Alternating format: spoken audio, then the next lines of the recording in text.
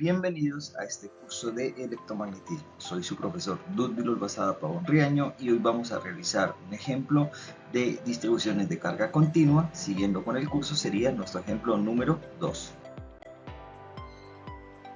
El ejemplo establece que tenemos una carga Q que está distribuida a lo largo del eje Y desde Y igual a L medios negativo hasta Y igual a L medios. Es decir, que esta barra tiene una longitud L y la densidad de carga lineal para esta carga es uniforme, lambda es igual a Q sobre L. Queremos determinar el campo eléctrico E producido por esta carga lineal en el punto P sobre el eje X en X igual 0. Gráficamente tenemos que la barra está en el eje Y el punto P está a una distancia de X sub 0 desde el centro de la barra. Para poder resolver este problema, lo primero que vamos a hacer es dibujar una pequeña carga, que llamamos una carga infinitesimal, la cual tiene una longitud infinitesimal. Como la barra está en el eje Y, podemos decir que esa longitud infinitesimal es igual a dy.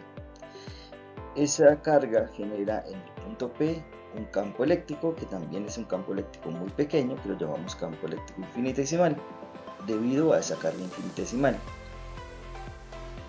Inicialmente esta carga está ubicada desde el eje horizontal a una distancia y. Esa sería la variable para nuestro problema. Y por lo tanto aquí tenemos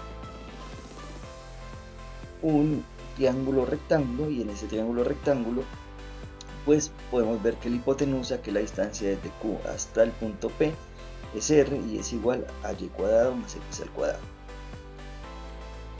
Tenemos los límites de la barra desde menos L medios hasta L medios.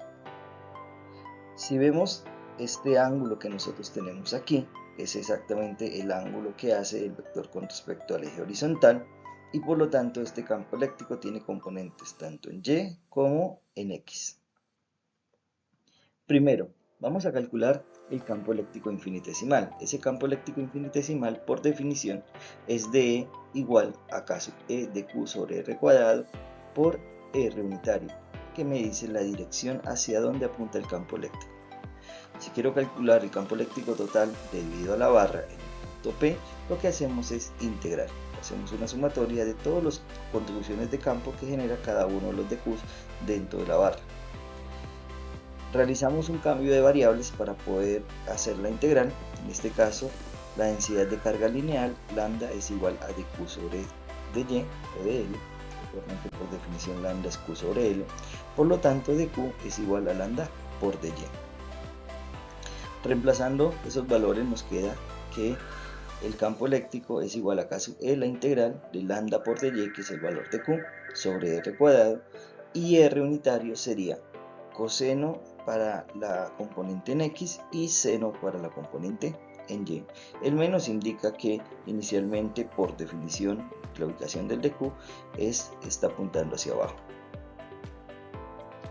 Aquí podemos distribuir la integral en dos partes, una integral para la componente en X y una integral para la componente en Y. El coseno, por definición, es igual al cateto que es adyacente. Si yo veo este triángulo rectángulo que nosotros tenemos aquí, el coseno es igual al cateto adyacente, que sería x sub 0, o sea, este valorcito, dividido la hipotenusa, con el objetivo de que ahora pueda multiplicar las r's para que me quede r a la 3. En el caso del seno, pues sería el cateto opuesto, que es y sobre la hipotenusa. Bueno, aquí podemos simplificar un poco más esta expresión, colocando ahora todas las variables en el formato de y sacando todo lo que es constante de la integral. En este caso x sub 0 sale de la integral y nos queda por reemplazar r elevado a la 3. R ya sabemos que por el triángulo rectángulo es igual a y cuadrado más x al cuadrado dentro de una raíz, y eso lo elevamos a la 3. Lo hacemos tanto para la parte en X como para la parte en Y. Fíjense que aquí en este caso, en la parte en Y, no podemos sacar la Y porque la integral ¿sí? depende de esa variable. Pero nosotros nos podemos ahorrar un trabajo si vemos la simetría del problema. ¿Qué significa si vemos la simetría del problema? Significa lo siguiente: si nosotros dibujamos una pequeña porción de carga, por ejemplo desde acá, en la misma distancia en donde estaba el de Q de arriba, y vemos qué está pasando con el campo eléctrico en ese punto, pues el campo eléctrico sale en este sentido. Entonces la componente en Y para esa de Q va a estar hacia arriba y el del anterior estaba hacia abajo. ¿Eso qué quiere decir? Que siempre que me mueva en DQ en las partes positivas, se van a cancelar con las que me mueva en la parte negativa para el eje Y. Entonces por eso esta componente que nosotros tenemos aquí nos da igual a 0. Por lo tanto vamos a trabajar solamente con la componente en X. La componente en X es esta que tenemos aquí, es decir, solamente nos quedamos con la contribución en Y y debemos realizar esta integral.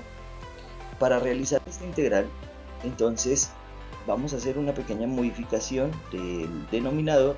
Esa modificación es bastante sencilla, la raíz la podemos convertir como un medio y si tenemos una base elevado a un exponente y otra vez elevado a un exponente, multiplicamos los exponentes y nos queda la integral de y al cuadrado más x al cuadrado, aquí en el denominador, eso elevado a la 3 medios, donde estamos buscando realizar esta integral. Esta se puede hacer por sustitución trigonométrica o por facilidad podemos buscar en la tabla de integrales e encontramos que esta sería la equivalencia de la integral que nosotros tenemos, donde nuestra variable de integración, ¿sí?, es y, pero aquí aparece a al cuadrado en la tabla, que para nosotros ese a al cuadrado es x sub 0. Utilizando la tabla de integrales, entonces integramos y nos queda que esa integral es igual a 1 sobre a al cuadrado, pero para nosotros es x sub 0, entonces 1 sobre x sub 0 al cuadrado, aquí sería y, aquí nosotros tenemos y la raíz, ¿sí?, sobre la raíz de y cuadrado más x sub 0 al cuadrado, evaluado entre menos L medios y L medios. Evaluamos, ¿sí?, primero donde está la y, colocamos el límite superior y después le restamos donde está la y, el límite inferior. Como nos damos de cuenta, aquí aparece x sub 0 fuera y aquí x sub 0 al cuadrado, por lo tanto podemos simplificar y nos queda 1 sobre x sub 0. Vamos a simplificar un poco más, en donde aquí tenemos un menos, con este menos pues nos queda positivo. Si nos damos de cuenta, todo número negativo elevado a una potencia par, eso nos da positivo, lo cual quiere decir que este término y este término son idénticos, lo cual podemos multiplicar por 2. Entonces, simplificado nos queda 2 veces L medios y ahora reemplazamos el valor de lambda es igual a Q sobre L, esto era la definición que nos traía el problema, y podemos simplificar un poco más la expresión, este 2 con este 2 se simplifica y esta L con esta L se simplifica, lo cual nos queda que el campo total en este punto P es igual a K sub E por Q, 1 sobre X sub 0, y aquí nos queda 1 sobre la raíz de L medios al cuadrado más X sub 0 al cuadrado. Analicemos un poco esto. Eso quiere decir que a medida que cambia x sub 0, fíjense que si x sub 0, ¿sí?, es muy pequeño, tenemos un campo eléctrico muy intenso, pero a medida que x sub 0, ¿sí?, se hace más grande, o sea, estamos más lejos de la barra, entonces el campo eléctrico se hace cada vez más pequeño. Si x sub 0 es muy grande comparado con la longitud de la barra, entonces podemos omitir este término y nos queda la raíz de x sub 0 al cuadrado, lo cual nos da x sub 0 multiplicado por x sub 0 y nos queda solamente en el denominador x sub 0 al cuadrado. Aquí arriba tendríamos caso E en el numerador multiplicado por Q. Y para esta condición el campo eléctrico lo podemos calcular de esta forma, pero solamente se cumple si x sub 0 es muy grande comparado con la longitud.